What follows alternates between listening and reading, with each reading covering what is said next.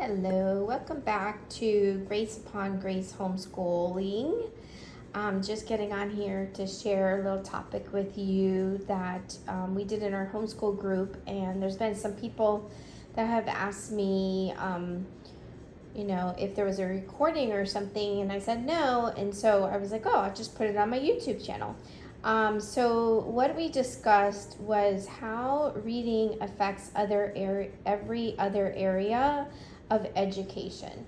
So I just wanted to show you a few books. I don't have the books that we actually had. Somebody went to the living library and got some books. But I wanted to show you that you can use books for pretty much every subject. So the library is your friend. But a couple books I have here that I wanted to show you. I love living books, and I will do another video on that as well. But this book is really a living book, obviously, because look, it's 59 cents back then. So it's so funny. And this is How and Why the Wonder of Birds. And what a living book is obviously it's alive. Now this isn't like, this is more like a reference book, right? But you see that the pictures here are beautifully done, and they're more live when you see them, and then the book is most of the time in a narrative form, but in this case, this book is not. It is more like a resource book, or a reference book, you would say, on birds. But look at how beautiful these pictures are. Most of them, a living book was written in 1970 and below, and also the pictures were usually drawn. So you can see, like, most of these are drawn maybe with some pencil or something like that. But I just think they're so beautiful. Look at those owls. These are just amazing. So this one is on birds, which I wanted to show you that, again, we were talking about how reading affects every other area of education, and how you can use books to do that. And this book, obviously, would be science. You could also use it for reading, and you could also use it for writing. And what I love to do is just take a book and use it for as many subjects as possible, so that you're not overwhelmed at the end. You could say, oh yeah, well, we did birds today, which was science, or I used it for writing. Maybe they wrote one sentence out for you, or I used it, they read it to me, or I read it to them. So you can use it for many different subjects, one book. And then this book is on, it's called The Men of the Mississippi. And these books are awesome, Holland and Holland. These are fairly close to, they are a living book. What's beautiful, again, you see all the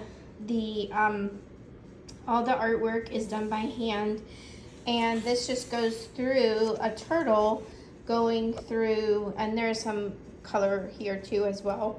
But you see this talks about the Mother Earth, and it look at this great blue heron, amazing. I haven't read this book in a very long time, but it's such a beautiful book, and it causes such creativity. It could have science, history, writing, reading. You can have many subjects within one book. So this is the table of contents, and you can buy these books online. Sometimes they do have this book at the library, probably not the bird book though. So that's geography. It could be geography, it could be history, it could be science, depending on what book you're reading. And lastly, this book is all on history, and I use this actually with my granddaughter, and she loved it. It's called Fashion Through the Ages, and from overcoats to petticoats. And what's so beautiful is, like, this is the Roman Empire. I'm trying to see when this book was written.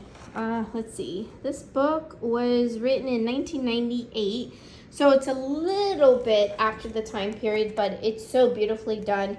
And they do have these little flaps here that give you information about the Roman Empire and how they dressed and everything. It's really beautiful. Although it's written in 1998, it's still done really well. So there are some books, and I'm just really trying to help you realize that you could use this. You can use this book as a history book, obviously. You could also use it. They can draw the people. They could color the people. They could. You could talk about it. You could write about it. You could read about it, obviously. And so you get many subjects in one area by just reading. It's amazing. This book goes all the way up to the 1960s. So obviously we have a lot more history than that, but it's so cool. I love this book so much. That's why I kept it. Back then it was $14.99. Sometimes living books do cost a little bit more money, but this book is amazing. So these 3 books I showed you are living books. And part of a living book too, it has, now this book is a little different because it doesn't have a ton of space. What I'm saying is there's a lot of stuff in this space, but if you look at like something like the Mint of the Mississippi, you see that there's blank spaces here, and that was done purposely because they wanted creativity to happen within this, right? And so when you read the context of the book, and then you could take that book and be like, oh, okay, and creativity. Oh, let's go make a bird, or let's go make a float, or something like that. So it creates that creativity in the mind, which is part of the narration. These are narrative books. So they're amazing. Oh, look, you have here geography too. I don't know if I said that, but look how amazing. And they have lots of these books. So I did want to show you quickly, because we were talking about living books, and we'll go more into detail on that. But this would be like a non-living book. Now, my kids love these, and that's okay. It's not a problem, but if you have access to a living library or the books, or you can buy them, great. But as you see here, there's not a lot of space, in these books, and you probably have read like the DK books and stuff like that.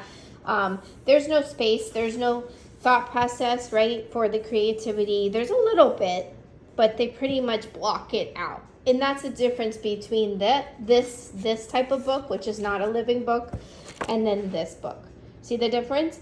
Beautifully written, beautifully illustrated, amazing. And these are just, obviously this particular book is about facts, about different things. And there's, like I said, there's nothing wrong with actually, reading these books or allowing them to read them. But personally for me, I let my kids really read these, or I read them to them, and I spent a lot of time. So that's all I got to say. I hope you have a blessed day, and I hope that you will take reading and use different types of book to teach different types of subjects, and that hopefully this will help you not be as stressed out, because reading can and will always affect every other area of education. So it can affect all areas, right? Like I just showed you, we can have history, we can have science, we can have, all kinds of subjects. So I hope you have a blessed day. Blessings to you all, and I hope you come back for the next one. Bye.